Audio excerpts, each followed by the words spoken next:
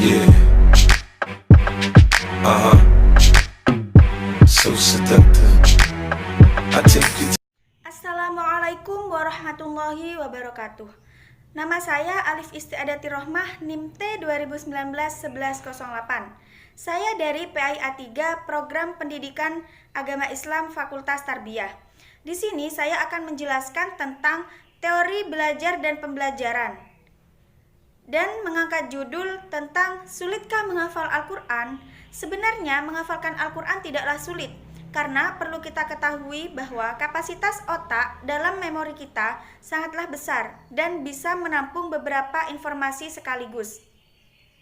Menurut penelitian yang diteliti oleh Salk Institute mengemukakan bahwa otak manusia memiliki kapasitas yang sangat besar, setidaknya 1 petabyte atau setara dengan 10 gigabyte.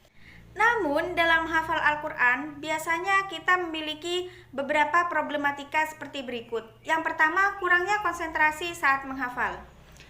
Terkadang hal ini sering terjadi karena kita terlalu banyak memikirkan masalah dalam satu waktu. Contohnya tugas-tugas yang menumpuk. Yang kedua, belum juga membantu orang tua di rumah dan lain sebagainya. Kemudian yang kedua, kurangnya praktek saat menghafal. Kurangnya praktek saat menghafal juga menjadi problematika saat kita menghafalkan Al-Quran. Karena apa? Karena apabila kita sedang menghafalkan Al-Quran, pastinya kita juga memiliki beberapa step-step dalam menghafal Al-Quran. Kemudian yang ketiga yaitu kurangnya menghargai waktu. Kurangnya menghargai waktu juga menjadi problematika saat kita menghafalkan Al-Quran. Apabila kita memiliki banyak hafalan, banyak juga waktu yang harus kita keluarkan untuk kita mengulang-ulang atau murojaah Al-Quran tersebut. Apabila kita kurang menghargai waktu atau kita kurang meluangkan waktu, maka hal yang terjadi yaitu kita akan lupa dalam hafalan kita dan untuk mengingat kembali kita akan susah. Selanjutnya yaitu yang keempat, kurangnya motivasi. Apabila kita melakukan hafalan Al-Quran menurut keinginan sendiri, maka kita akan senang dan kita akan bangga untuk menghafalnya. Dan tapi apabila kita menghafalkan Al-Quran karena hanya tuntutan dari madrasah atau tuntutan dari pondok, maka kita akan merasa bosan dan merasa cepat putus asa. Namun problematika yang kelima yaitu memiliki lingkungan yang kurang baik. Pada saat kita melakukan kumpul-kumpul dengan teman kita, ada saja teman kita yang kurang setuju pada saat kita ingin menghafalkan Al-Quran. Karena apa? Teman juga bisa mempengaruhi keinginan kita untuk menghafal Al-Quran. Apabila kita memiliki teman yang baik, maka dia akan motivasi dan akan memberikan semangat kepada kita untuk lebih menghafalkan Al-Quran dengan baik. Apabila kita memiliki teman yang kurang baik, maka kita akan melakukan hal-hal yang kurang baik pula.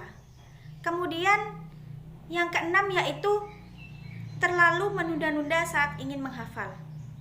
Terkadang dalam proses menghafal kita juga bisa merasakan bosan dan mudah putus asa.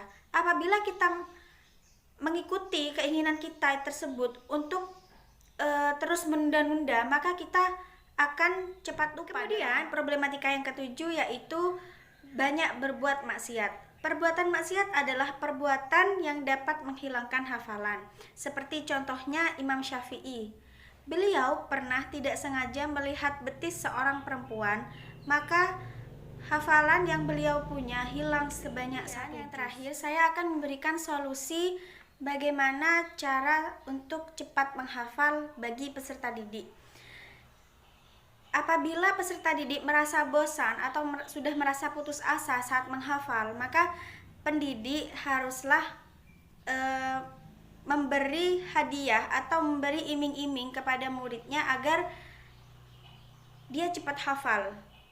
Kemudian tips yang kedua yaitu dengan cara membawa peserta didik ke tempat yang sejuk, ke tempat refreshing atau ke tempat-tempat yang membuatnya menjadi tenang dan fresh. Kemudian apabila pendidik telah mengajaknya ke tempat yang bagus atau ke tempat yang penuh dengan pemandangan, maka berikanlah motivasi kepada peserta didik tersebut agar menjadi semangat dalam menghafal. Agar kita mudah dalam menghafal, kita harus memiliki motivasi yang kuat. seperti contohnya orang tua. Apabila kita mengingat pekerjaan, kerja keras yang sudah orang tua kita berikan kepada kita, sehingga kita bisa melakukan sekolah hingga sampai saat ini, hingga kita kuliah, maka apabila kita mengingatnya, kita akan berusaha keras untuk dapat saat menghafalkan Al-Quran. Kita juga harus bisa menghindari maksiat, karena perbuatan maksiat adalah perbuatan yang dapat membuat kita lupa akan hafalan yang sudah kita punya. Kemudian yang selanjutnya yaitu kita harus bisa meluangkan waktu yang banyak untuk kita melakukan murojaah.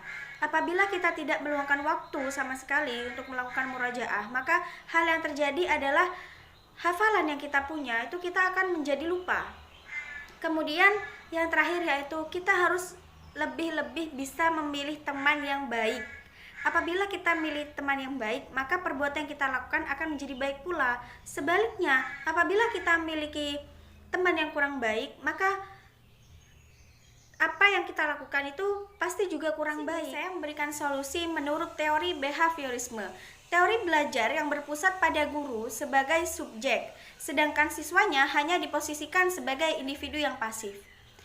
Pentingnya teori ini yaitu masukan yang berupa stimulus atau rangsangan dan keluaran yang berupa respon, yaitu belajar merupakan akibat adanya interaksi antara stimulus dan respon. Selain menggunakan teori behaviorisme, saya juga menggunakan teori humanistik, yaitu mengembangkan aspek individu secara totalitas, baik fisik, intelektual, emosional maupun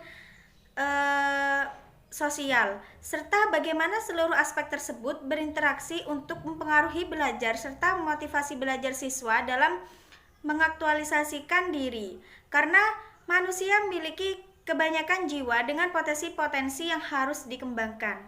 Sekian presentasi dari saya, kurang lebihnya mohon maaf. Wassalamualaikum warahmatullahi wabarakatuh.